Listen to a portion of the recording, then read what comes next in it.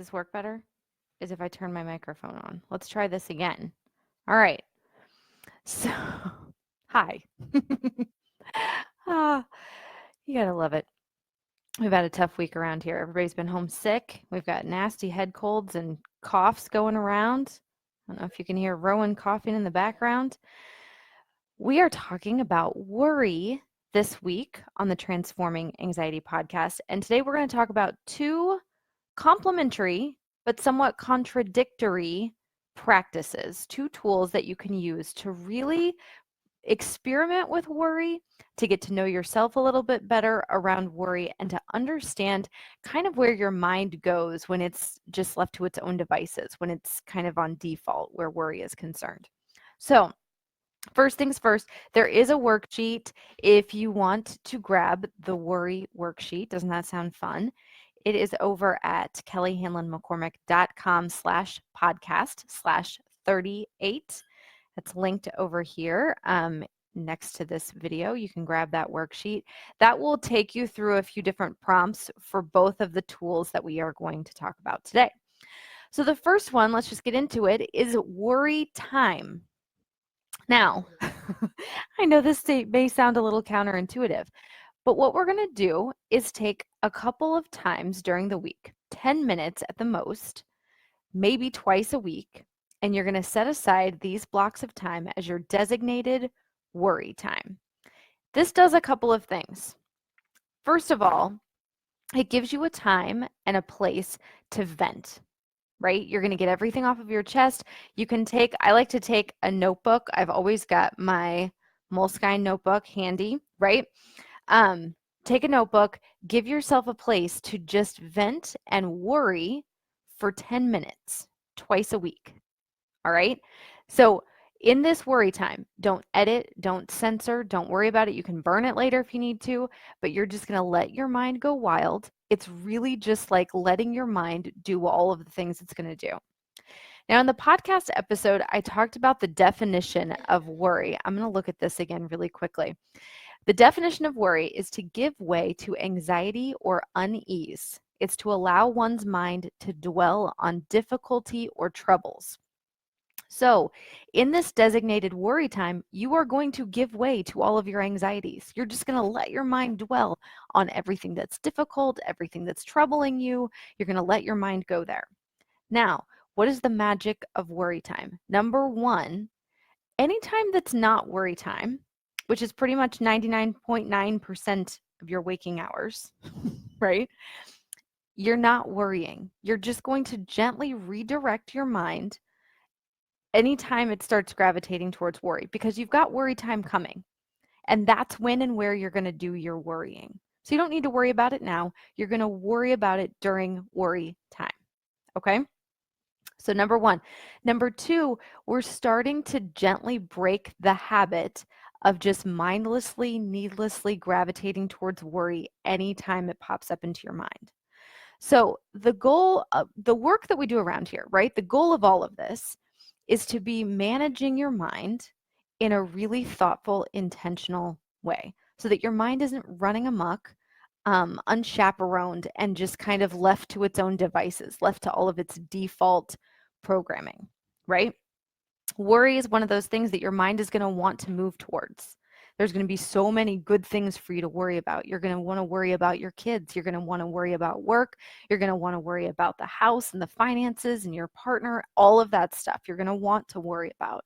If you give yourself some designated worry time, you are slowly breaking the habit of just mindlessly, unconsciously moving towards worry any old time it shows up for you, right? You're going to redirect every time and you're going to say, no, we're not worrying about it now because it's not worry time now, right? Make sense? So let's talk about worry vacations, and then we're going to put all this together. So worry time is the first practice. Now the opposite, but totally complementary practice is taking a worry vacation. And a worry vacation is exactly what it sounds like. You're going to take a break from worrying, right? So when you get your designated worry time scheduled and you have 10 minutes twice a week that you're going to worry, all the rest of your time turns into a worry vacation. Okay? It's a worry-free zone.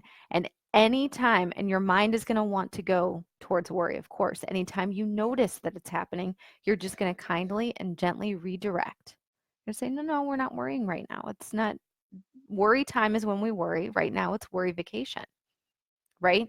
So this really cements that habit that you're trying to create, where worry isn't the default mode that you go into anytime something comes up, like when your kids are sick, right? It's easy to start worrying about that. I had my designated worry time the other night. I let my mind go kind of wild. I even pulled up Google and WebMD and really went crazy with, you know, the fever and the croupy cough and, you know, what are we looking for and what's okay and what's an emergency. And I just really, really went there. I gave myself 10 minutes to kind of vent. And I picture in my mind that it's like when you worry, it's like a cat playing with a mouse, right? It's like this cat is just kind of torturing this mouse and is just going to kind of like mess with it, right? And that's what your mind is doing. It's just like messing with those difficulties, with those troubles, with the things we either can't control or, well, most of the time they're things we can't control. They're in the future, they're outside of us, right? So it gives your mind a time, and you need to have 10 minutes, right? This isn't like you start worrying and then you just give yourself an open-ended amount of time. Set a timer, right? The end of 10 minutes, worry time is over. And at the end of that, you can say, okay, like all the worries are out. I've either got them out on paper or whatever it is that feels best to you. Maybe you want to walk or run during worry time and you let your mind go there, but you're not writing everything down. Maybe that works best for you. I find writing things down, just like when I write down my thought downloads, just like when I do my daily models, all of that I find to be really effective writing it down. There's something very like primal and cathartic about getting things from your brain out through your hand onto paper. So give yourself designated worry time. Give yourself every other time as a worry vacation. Sound good? So give these two practices, like I said, they're contradictory, but they're complementary. They work together. You need to have worry vacations in order to make worry time the tool that it is. And in order to have worry vacations, it's helpful to know I've got the worry time coming up. I know where I'm going to put all of this. I know when I'm going to vent this. I know when I'm going to be able to get this out of my mind, right? So play with this. See how this goes. Grab the worksheet that goes along with this week's episode of the Transforming Anxiety podcast. Go to www.kellyhanlonmccormick.com/podcast/38 and you can grab that worksheet. Next week, we're going to be talking about loud circumstances.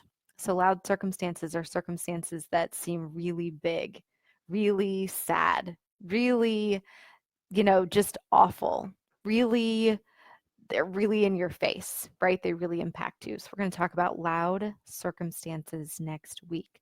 For this week, you guys take care. I hope everybody's staying healthy and warm. We're getting healthy around here. And then I will see you at the same time, same place next week. Bye, guys.